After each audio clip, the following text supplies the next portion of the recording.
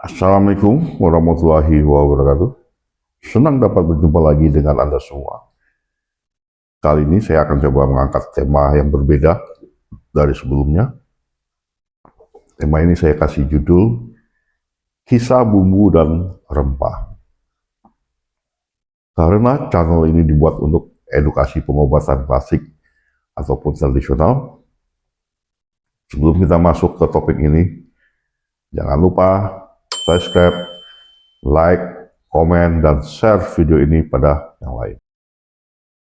Kalau kita ke dapur ibu kita atau ke dapur istri kita, di situ kita akan melihat berbagai macam rempah-rempahan. Kali ini rempah-rempahan itu yang akan saya coba angkat. Saya coba kupas sekalipun dengan waktu yang sangat terbatas. Kita juga biasanya menganggap rempah-rempah sebagai istilah umum untuk semua bubuk-bubuk tersebut yang terlihat di dalam toples-toples dapur keluarga kita. Dan kita gunakan untuk membumbui makanan pada umumnya. Namun, ada perbedaan bentuk fisik, warna, dan rasa di antara semua rempah tersebut. Dan itu yang akan menentukan kenikmatan rasa pada masakan kita. Rempah secara khusus adalah daun atau bijian yang berbentuk kering, ataupun yang berbentuk segar. Rempah ini dari tanaman yang dapat digunakan untuk bumbu atau tujuan untuk pengobatan. Kalau tujuan untuk pengobatan, mereka ini sering disebut sebagai herbal atau lebih sering dikenal dengan sebutan herbal. Contoh dari rempah-rempah dapur tersebut, daun salam, daun kemangi, ketumbar, dan lain-lain. Rempah-rempah adalah bagian lain dari tanaman seperti biji, akar, atau kulit kayu yang digunakan untuk membumbui makanan. Jahe, bawang putih, dan kayu manis semuanya adalah rempah-rempah. Garam, nah ini garam mungkin agak menarik nih pembahasannya. Garam merupakan kebutuhan pokok penting di dapur manapun. Bayangkan kalau kita membuat masakan tanpa menyertakan garam, rasanya tidak afdol, rasanya tidak enak, dia ambar. Nah, garam sering dianggap bukanlah rempah-rempah atau herba, tetapi jika di dalam teori pengobatan Tiongkok, garam merupakan bagian dari herbal, dan dia tergolong ke herbal kelompok mineral. Kelebihan garam adalah dia tidak gampang rusak dan bahkan bisa digunakan untuk mengawetkan daging dan makanan lainnya. Sebagian besar rempah-rempah tumbuh di daerah tropis di dunia seperti India, Afrika, Amerika Tengah. Tetapi rempah-rempah juga dapat tumbuh di daerah beriklim sedang. Contoh rempah-rempah dari wilayah tropis, lada. Lada dikenal juga sebagai raja rempah. Dia sebagai tanaman yang tumbuh subur di daerah tropis dan dia menghasilkan biji yang digunakan sebagai bumbu. Cengkeh berasal dari wilayah Maluku. Cengkeh merupakan rempah berharga yang tumbuh di iklim tropis. Pala, seperti halnya cengkeh, pala juga berasal dari Maluku dan dia merupakan rempah aromatik yang sangat dihargai. Kayu manis, dia diambil dari kulit pohon kayu manis yang memiliki aroma manis dan sering digunakan dalam masakan serta pengobatan tradisional. Jahe, tanaman limbang ini terkenal dengan rasa pedasnya yang hangat dan aromanya yang menyegarkan, serta mudah tumbuh di iklim yang tropis.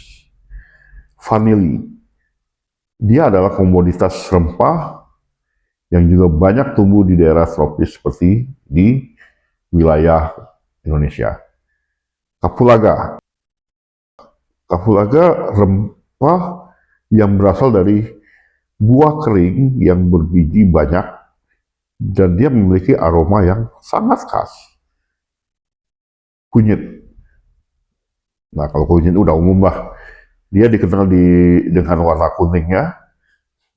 Kunyit merupakan bagian rimpang yang digunakan sebagai bumbu dan bahan obat. Tapi bagian umbinya juga sering digunakan sebagai bahan obat.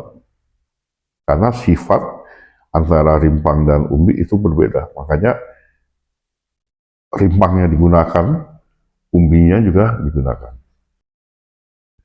Andaliman. Tanaman ini asli Indonesia yang sering disebut lada lemon. Dia memiliki aroma lemon dengan rasa pedas yang membuat lidah mati rasa dan tumbuh di daerah tropis seperti Sumatera Utara. Rempah-rempah yang dapat tumbuh di iklim sedang, contohnya adalah adas manis. Bijinya digunakan sebagai bumbu masak dan obat-obatan. Adas bintang. Bijinya berbentuk bintang yang digunakan sebagai bumbu masak terutama untuk hidangan Asia dan Timur Tengah. Jinten. Biji yang digunakan untuk membumbui makanan seperti kari dan sop dan juga memiliki khasiat obat. Ketumbar. Daun dan bijinya memiliki aroma dan rasa yang khas, sering digunakan dalam masakan India, Meksiko, dan Timur Tengah. Daun seledri, daunnya digunakan sebagai bumbu atau hiasan dalam berbagai masakan, sementara batangnya dapat dimakan secara langsung. Peterselie, salah satu herbal yang populer di banyak masakan Eropa dan Amerika. Meskipun beberapa rempah-rempah ini sering dikaitkan dengan masakan, sebagian besar sebenarnya berasal dari daerah beriklim sedang. Tanaman-tanaman ini umumnya memerlukan iklim yang lebih dingin dan tidak membutuhkan panas atau kelembapan yang sama, seperti rempah-rempah tropis.